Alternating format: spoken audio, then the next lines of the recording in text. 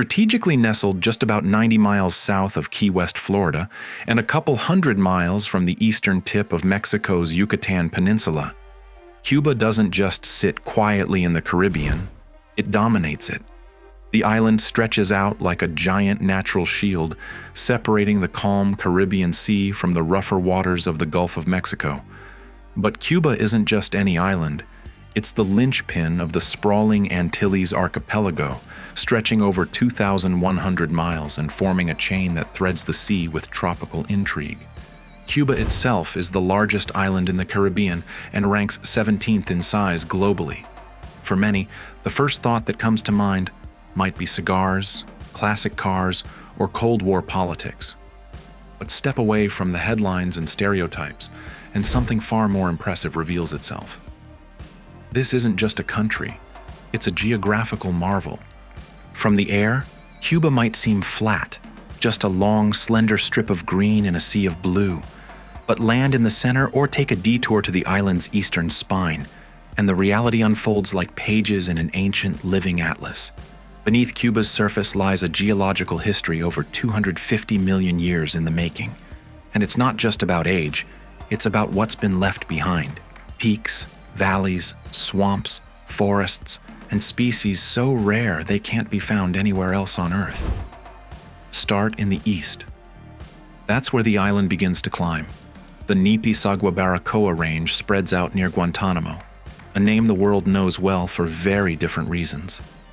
But north of the bay, nature has carved out its own kingdom. 3 connected mountain chains rise up to intercept clouds heavy with Atlantic moisture. As these clouds push against the slopes, they release torrents of rain, up to 106 inches per year, transforming the region into one of the wettest spots not just in Cuba, but in the entire Caribbean basin. This is rainforest country, dense, green, and alive with a level of biodiversity that's not just special, it's critical.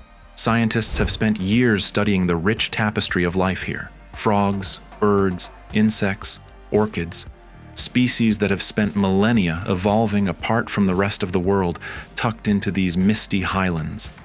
And right at the top, Pico Cristal, reaching over 4,200 feet. That might seem modest compared to the Andes or the Rockies, but within the Caribbean, it's a giant. Still, it plays second fiddle to the Sierra Maestra just south. If the Nipi-Sagua-Baracoa Mountains are the lungs of eastern Cuba, the Sierra Maestra is the backbone. For 87 miles, this rugged range runs parallel to the southeastern coastline, home to Pico Turquino, Cuba's tallest peak at 6,476 feet. Towering over the sea, this rainforest-covered summit is also the only place in the country where snow has ever been recorded. An incredibly rare event that happened back in 1900. That kind of anomaly alone should turn heads. But there's more. The cooler climate at higher elevations allows plant species to thrive that couldn't survive anywhere else on the island. The trees grow differently. The underbrush tells a different story. In the 1600s, settlers recognized something else here: coffee, and it took root in the best possible way. Thanks to the ideal combination of rainfall, sunlight, and nutrient-rich soil, the Sierra Maestra is now responsible for producing over 90% of Cuba's coffee. That legacy traces back to both Spanish and French colonial influences, but it's the land that made it all possible. Travel across Cuba's highlands, and the story repeats, with variations. The Escambray Mountains in the central part of the island once powered the world's sugar empire.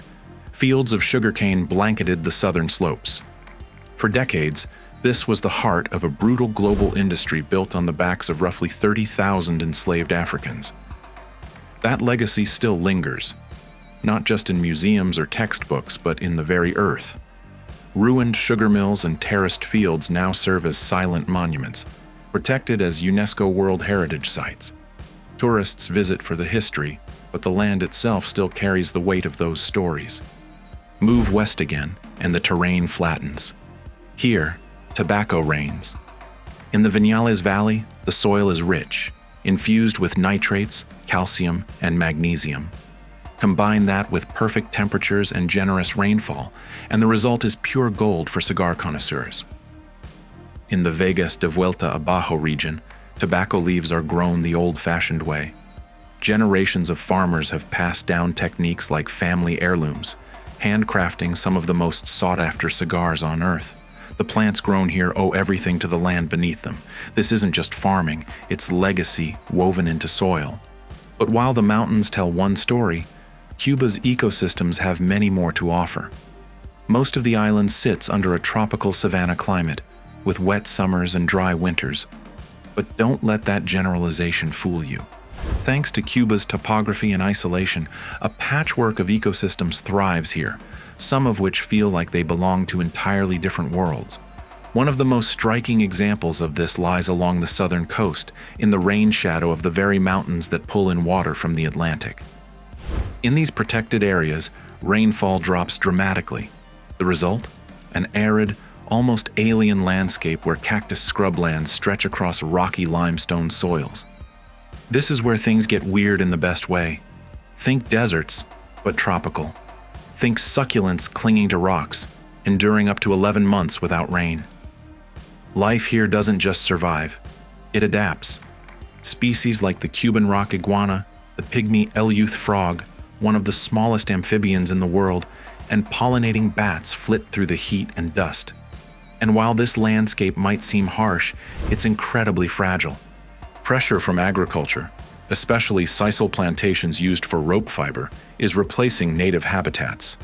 Conservationists are racing against time to preserve what's left, because once these thorny scrublands are gone, so are the species that call them home.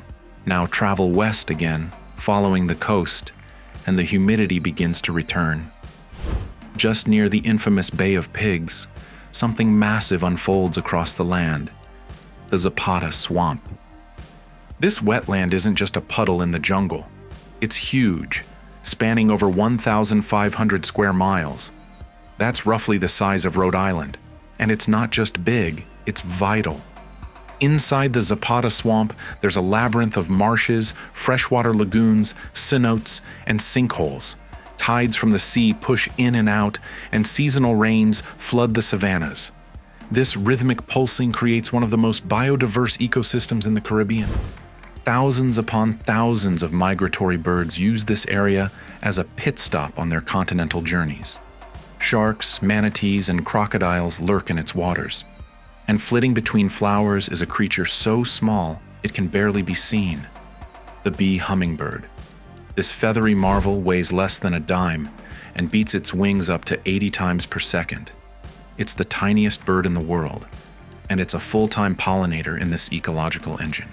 Recognizing the importance of the Zapata Peninsula, the Cuban government declared it a UNESCO Biosphere Reserve in 2000. It's not just about protecting animals, it's about preserving an entire hydrological network that supports local economies, balances the water table, and acts as a sponge during storms. And speaking of storms, Cuba's coastline is always at risk. That's where mangrove forests come in.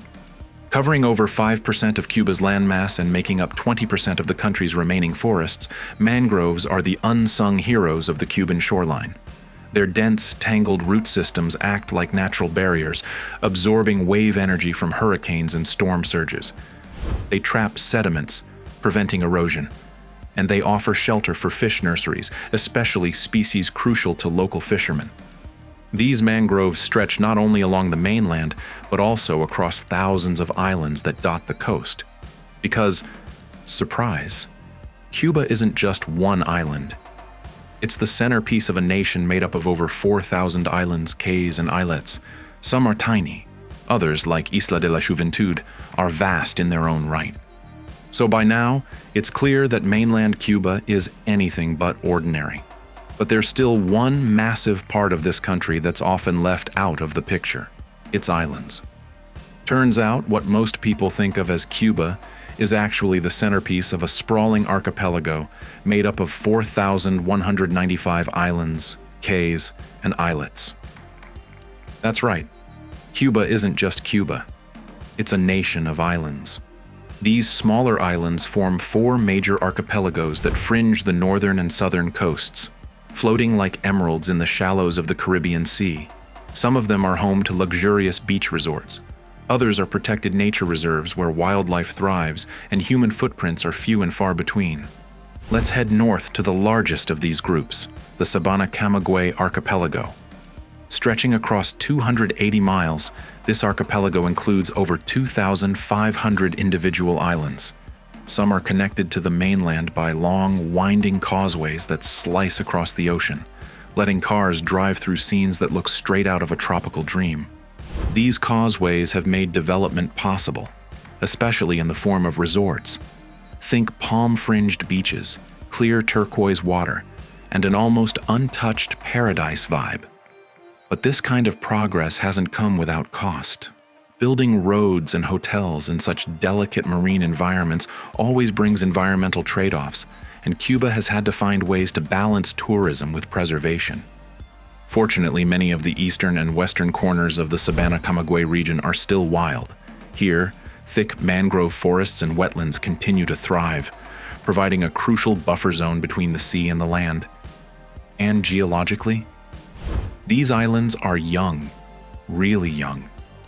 Most of them are little more than piles of sand and sediment that settled over 130,000 years ago, when sea levels were dramatically higher. Back then, massive coral reefs surrounded Cuba, teeming with marine life.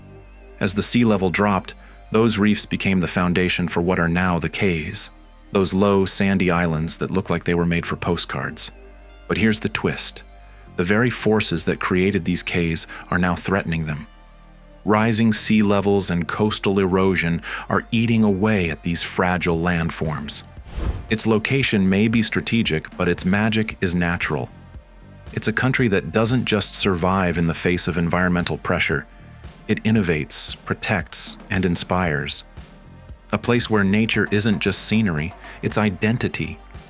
If this journey through Cuba's breathtaking geography and wild ecosystems made you see the island in a whole new light, consider hitting that like button and subscribing to the channel. We've got more global adventures, ecological deep dives, and visual explorations coming your way. Drop a comment below about which Cuban ecosystem fascinated you the most, and if you've been, tell us what you saw. Don't forget to turn on notifications so you never miss an episode. Thanks for watching. See you in the next one.